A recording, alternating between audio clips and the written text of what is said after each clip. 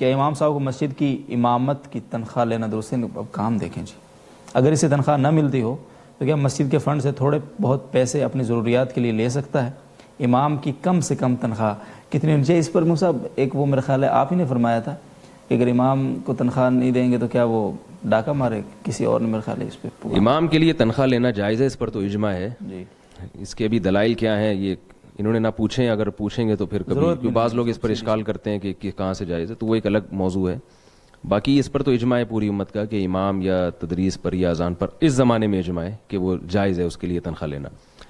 باقی یہ ہے کہ وہ خود سے لے سکتا ہے، اگر انتظامیہ نے اس کی تنخواہ یا اہل محلہ نے تنخواہ متعین ہے تو خود سے نہیں لے سکتا، وہ کوئی ضابطہ ہونا چاہیے ہر چیز کا، یا تو وہ یعنی کوئی انتظامیہ ہو، کمیٹی ہو، اس کو اعتماد میں لے کے تنخواہ متعین کی جائے، اور اگر کوئی انتظامیہ نہیں ہے، کمیٹی نہیں ہے، تو اہل محلہ کے علم میں لے کر آئے یہ بات کہ بھئی میرا وظیفہ مقرر کرو اور اتنا وظیفہ میں اس سے لے رہا ہوں۔ رہا یہ مسئلہ کہ اماموں کی تنخواہ کتنی ہونی چاہیے، یہ بہت اچھا کیا اس پر بولنے کا آپ نے مجھے موقع دیا، کیونکہ یہ ایک ائمہ اور مؤذن حضرات کے ساتھ جو ظلم ہمارے ملک میں ہو رہا ہے، میرا خیال ہے پوری دنیا میں ایسا ظلم نہیں ہوتا ہے۔ اتنی کم تنخواہیں ہیں کہ چپڑاسی کی تنخواہ بھی زیادہ ہوتی ہے۔ تو میں مساجد کی انتظامیہ، جتنی بھی انتظامیہ ہیں، جے ٹی آر میڈیا کے توسط سے وہاں تک بات پہنچانا چاہتا ہوں کہ اللہ کا واسطہ، اللہ کے عذاب سے ڈرو، امام کو معقول تنخواہیں دیا کریں، اس کو کم از کم اتنی تنخواہ تو دیں جتنی ایک میرا ایک یعنی میں یہ تو نہیں کہتا کہ ایک اماؤنٹ اتنا فکس کر دیں، وہ تو ظاہر ہے امام کی قابلیت اور محلہ کون سا ہے، وہاں لوگ کس قسم کے کس یعنی مالی اعتبار سے کتنے طاقت والے لوگ رہتے ہیں وہاں پہ، ان سب چیزوں کا ہوتا ہے۔ میرا خیال یہ ہے کہ جس محلے میں امام صاحب رہتے ہیں، یعنی جس محلے میں مسجد ہے، تو اس محلے میں جو متوسط تنخواہ ہے نا، جس قسم کا طبقہ رہتا ہے، تو اس طبقے میں جو متوسط تنخواہ جس کی ہوگی کم از کم اتنی ہونی چاہیے، بالکل، یا جتنی ارننگ ان لوگوں کی ماہانہ ہوتی ہے۔ مثال کے طور پر مسجد ایک ایسے ایریے میں ہے کہ وہاں لوگوں کی ماہانہ ارننگ کسی کی 1 لاکھ ہے، کسی کی 2 لاکھ ہے، کسی کی 3 لاکھ ہے، تو آپ ایک ریشو نکالیں کہ درمیانی درجے کی تنخواہ یہاں پر 1 سے 1.5 لاکھ ہوتی ہے، تو امام کو بھی تمیز سے رہنے دیں، ٹھیک ہے نا، اس کو بھی وہی کچھ کھانے دیں، وہی جو ہے نا زندگی، اس کا بھی لائف اسٹائل وہی ہو جتنا اس کے اڑوس پڑوس کا لائف اسٹائل ہے۔ اور اگر علاقہ غریب ہے تو وہاں کے جو متوسط درجے کا جو لوگوں کا معیار زندگی ہے، تو اتنی تنخواہ امام کو دی جائے کہ امام کا معیار زندگی بھی کم از کم اس علاقے کے ایک نارمل، جو ایک، میں یہ نہیں کہہ رہا کہ بہت لاکھوں پتی بنا دیں اس کو، نہ اس کو بہت غریب بنائیں، نہ آپ کروڑپتی بنائیں، درمیانے درجے کی تنخواہ دیں۔ مثال کے طور پر جس ایریے میں مسجد ہے وہاں لوگوں کی کسی کی انکم 10,000 ہے، کسی کی 20,000 ہے، یا کسی کی 50,000 ہے، ایک لو طبقہ یعنی وہاں پر رہتا ہے، تو آپ 25,000 تو رکھ دیں اس کی، تاکہ وہ غریبوں کو دیکھ کے احساس کمتری کا شکار نہ ہو، ٹھیک ہے نا، یعنی مالداروں کو دیکھ کے احساس کمتری کا شکار نہ ہو، اور غریبوں کو دیکھ کے تکبر میں مبتلا نہ ہو کہ بھئی میں اتنا کھاتا ہے، درمیانی درجے کی۔ باقی اگر انتظامیہ کا دل بڑا ہے، اس کے دل میں دین کی قدر ہے، وہ چاہتی ہے کہ ہم جیسا کھاتے ہیں امام بھی ویسے ہی کھائیں، تو تنخواہ بڑھائی بھی جا سکتی ہے۔ لیکن میں سمجھتا ہوں کہ کم سے کم اتنی تنخواہ ہونی چاہیے امام۔ بہت ظلم ہو رہا ہے ہمارے معاشرے میں ائمہ کرام کے ساتھ، بہت کم تنخواہیں ہوتی ہیں، پھر ہر ایک میں توکل نہیں ہوتا اتنا زیادہ کہ جو شریعت کا مطالبہ ہے، تب اعلیٰ درجے کا توکل۔ پھر غربت کی وجہ سے کیا ہوتا ہے، بعض ائمہ کرام بیچارے وہ اس غربت کا مقابلہ نہیں کر سکتے، پھر ان کی نظریں لوگوں کی جیبوں پہ چلی جاتی ہیں، پھر وہ جو ہے نا ان کی طبیعت میں لالچ پیدا ہو جاتی ہے، پھر وہ تعلقات بنانا شروع کر دیتے ہیں، تو یہ بھی معاشرتی خرابی پھر بعض ائمہ میں پیدا ہوتی ہے۔ اس خرابی کی بنیاد بھی یہ ہوتی ہے کہ آپ ان کو اتنی معقول تنخواہ نہیں دے رہے، اور بعض کیا کرتے ہیں، دین کا کام چھوڑ کر وہ دوسرے کاموں میں لگ جاتے ہیں۔ تو اس لیے ان سب چیزوں کو آپ دیکھیں، سعودی عرب میں اماموں کی ٹھاٹ باٹ دیکھیں، ماشاءاللہ، UAE میں دیکھیں، وہ الگ بات ہے کہ وہاں کچھ نقصانات بھی ہیں، ان کا گلا بالکل گھونٹا ہوا ہے، بالکل وہ بیچارے بات نہیں کر سکتے کھل کے، ہمارے ہاں آزادی ہے۔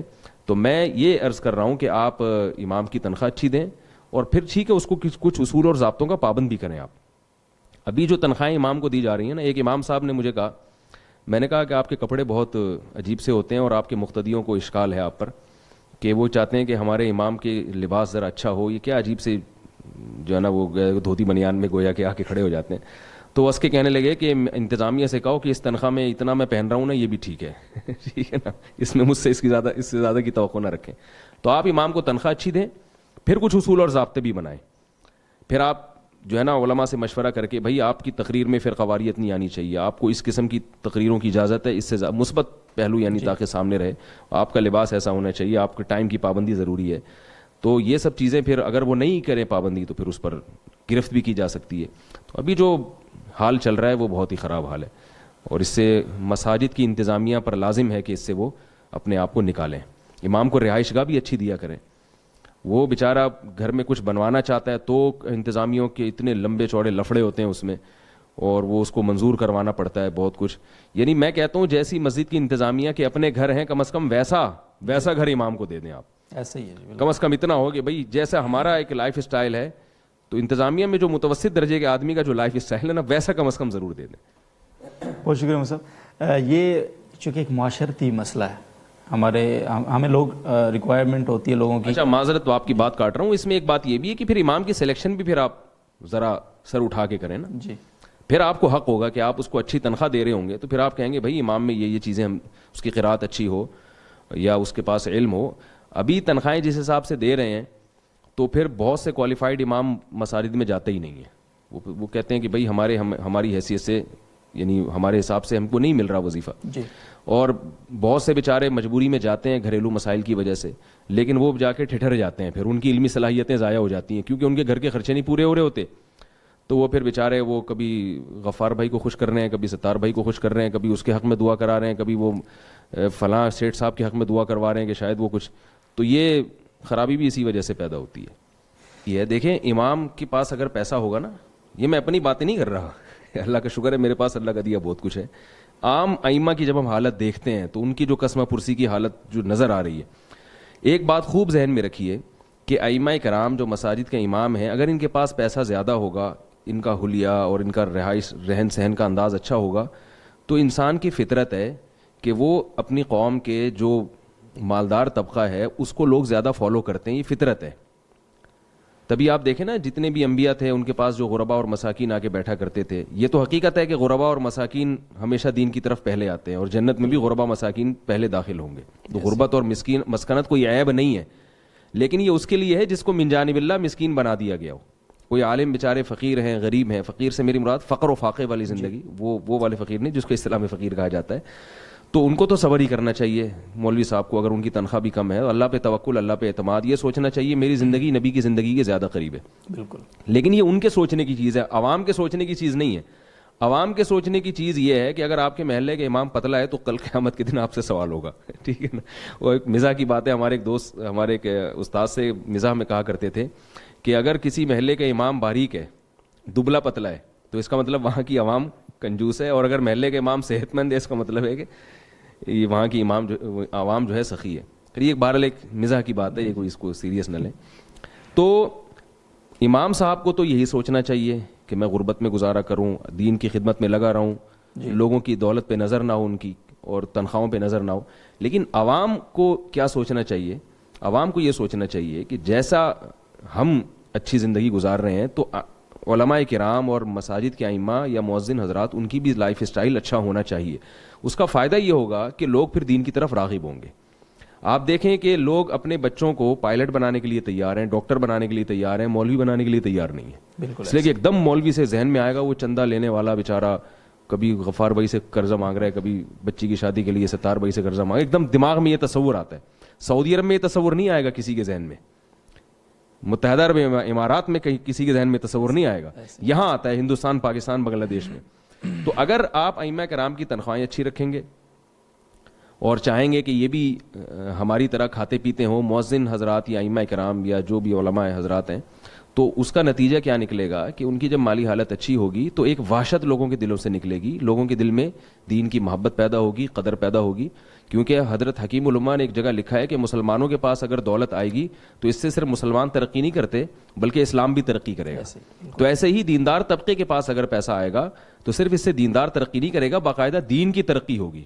علماء بے فکر اور آزاد ہو کر دین کا کام کر سکیں گے, اور ان کی حلیے, ان کے گیٹ اپ سے لوگ وحشت نہیں کھائیں گے. تو اس میں دین کا بھی فائدہ ہے اور خود ان علماء کا بھی فائدہ ہے.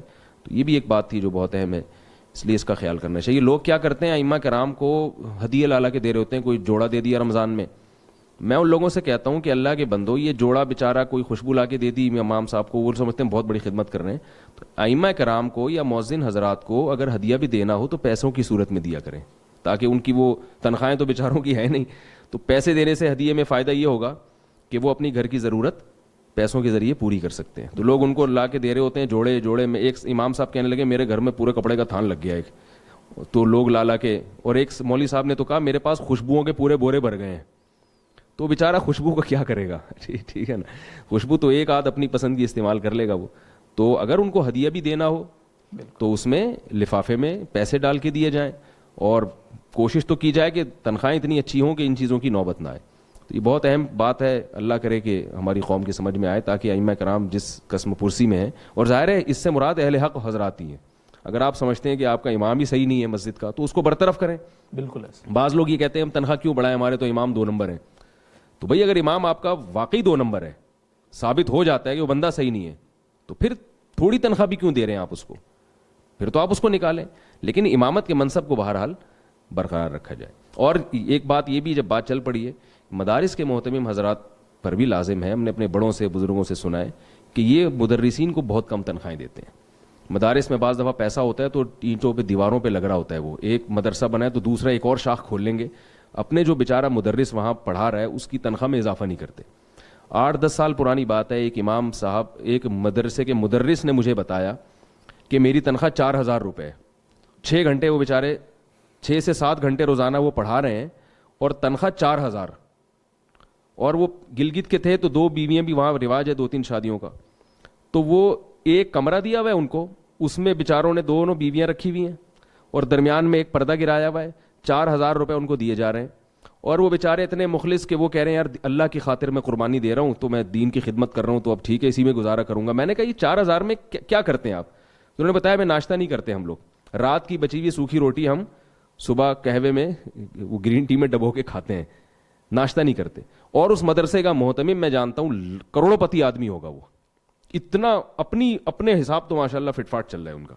تو سارے محتمم ایسے نہیں ہوتے, مقصد یہ نہیں ہے, جو JTR میڈیا کے توسط سے جو محتمم حضرات ہماری بات سن رہے ہیں ان کے علاوہ کی بات کر رہا ہوں میں, ٹھیک ہے نا, تو ان کے علاوہ کی بات کر رہا ہوں. تو اور مدرسے کی ارننگ بھی ٹھیک ٹھاک ہے, لیکن اس بیچارے, تو میں نے ان سے وہ سے مدرس سے کہا, میں نے کہا آپ یہ چھوڑ دیں مدرسہ.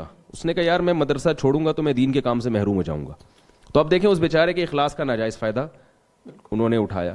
نتیجہ کیا نکلا کہ وہ کچھ وقت کے بعد ان سے جب گزارا نہیں ہوا تو مدرسہ چھوڑ کے کہیں کالج میں پروفیسر لگ گئے. اب ماشاءاللہ اچھی تنخواہ بھی ہے ان کی, لیکن ظاہر ہے ایک جو وہ بھی دین کا کام ہے, کالج میں پروفیسر لگنا بھی اچھی بات ہے, لیکن ظاہر ہے مدارس کا جو ایک ہمارا صدیوں سے سیٹ اپ چلا آ رہا ہے اس میں ذی استعداد علماء اگر اس طرح سے نکل کے جائیں گے تو وہ بھی جو وہ نقصان کی تلافی کون کرے گا.